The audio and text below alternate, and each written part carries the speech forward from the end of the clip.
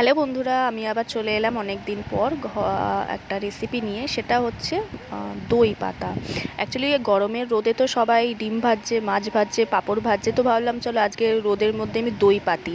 তো দেখতে পারলে 1 প্যাকেট দুধ আমি জাল দিতে বসিয়েছি, তার সাথে একটু বাটিতে তুলে নিয়ে তার মধ্যে 1 প্যাকেট গুঁড়ো দুধ মিশিয়ে নিলাম ভালো করে। এদিকে দুধটা ফুটছে, গুঁড়ো দুধের মিশ্রণটা এর মধ্যে আমি ভালো করে দিয়ে মিশিয়ে নিচ্ছি।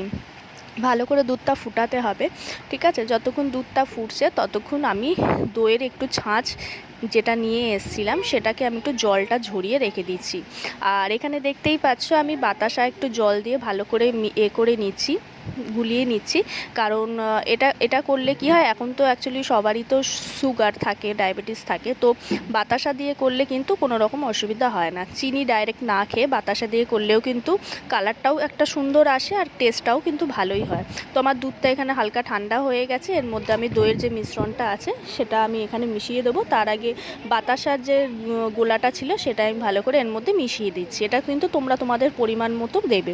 যারা একটু বেশি মিষ্টি খেতে চাইবে দিতে পারো, যারা একটু কম খেতে চাও টক মিষ্টি তারা দিতে পারো। এবার যে দইটা কিনে এনেছিলাম সেই দইটা ভালো করে এর সাথে মিশিয়ে নিলাম, নিয়ে আমি এই গ্লাসে করেই কিন্তু আমি ঘোলটা ঢেলে দিলাম।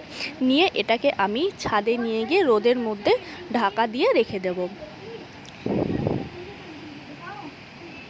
দেখতেই পাচ্ছ আমি এখানে ঢাকা দিয়ে রেখে দিলাম।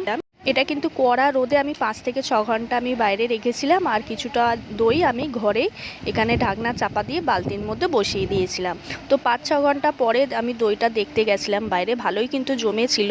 তো সবাই ভাবলাম ডিম ভাজছে, মাছ ভাজছে, তো আমি কেন একটু অন্যরকম ট্রাই করি, তাই দই পাতলাম। খেতেও কিন্তু খুব সুন্দর হয়েছিল, ঠিক আছে?